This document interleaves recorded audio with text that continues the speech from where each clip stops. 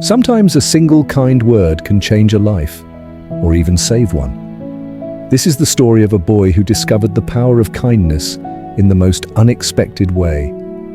Stay till the end, because this fairy tale might just change the way you see the world. Once upon a time, in a distant kingdom called Eldoria, lived a young boy named Finn. He was 12 years old with tousled brown hair and deep green eyes. He wasn't a prince or a warrior, just a simple baker's son. Though Finn's hands were always covered in flour from kneading dough, his heart was empty. His father was strict and cold, never showing him any love. In the village, no one paid him much attention.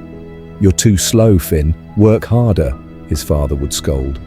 No one ever asked how Finn felt. No one noticed the sadness in his eyes. One evening, after an exhausting day at the bakery, Finn wandered deep into the whispering woods. He didn't know why, but his heart told him to keep walking. As Finn walked, he heard a weak voice calling out, "Help me!"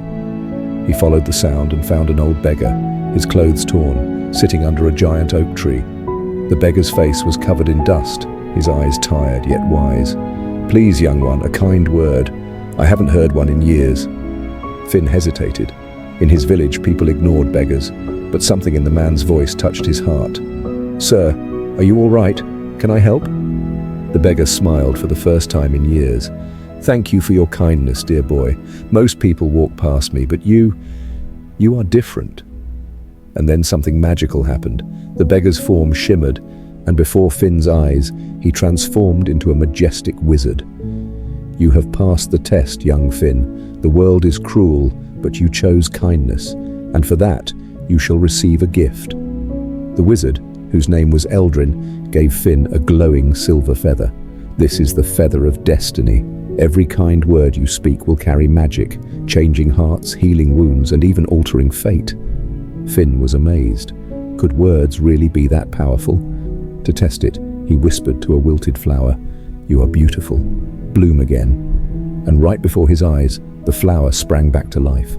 Finn was overwhelmed with wonder and excitement. "Use it wisely," the wizard warned. "Words can heal, but they can also destroy. Choose kindness, always." Eager to use his new gift, Finn returned to the village. As he passed the blacksmith shop, he saw Master Orin, the grumpiest man in town, yelling at his apprentice, "You useless boy, you'll never be a real blacksmith." Finn stepped forward and softly said, "Master Orin, you were once an apprentice too. Didn't you struggle before you became great?"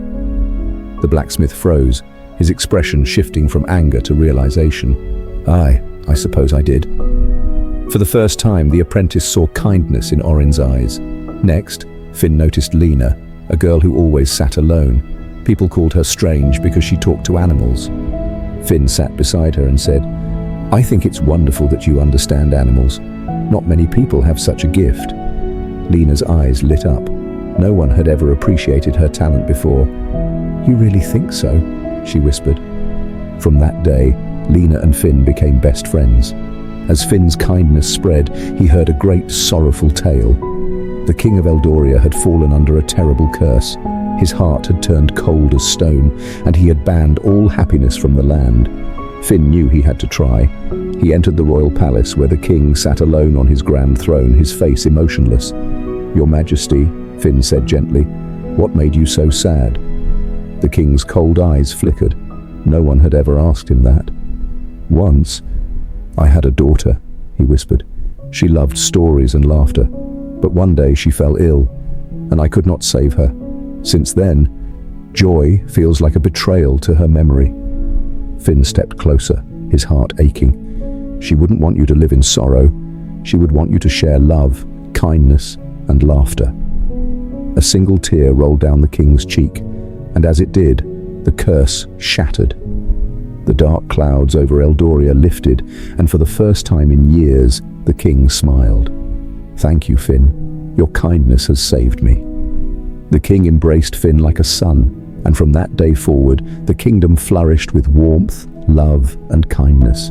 The wizard Eldrin appeared once more, smiling. "Finn, you have used your gift well. You have proven that kindness is the greatest magic of all." But Finn no longer needed the magic feather. "I understand now," he said. "We don't need magic to be kind. We just need to choose kindness every day. And so, the boy who once felt invisible became the most beloved person in Eldoria, not because he had power, but because he had a kind heart. If you enjoyed this story, don't forget to like, share, and subscribe for more inspiring tales.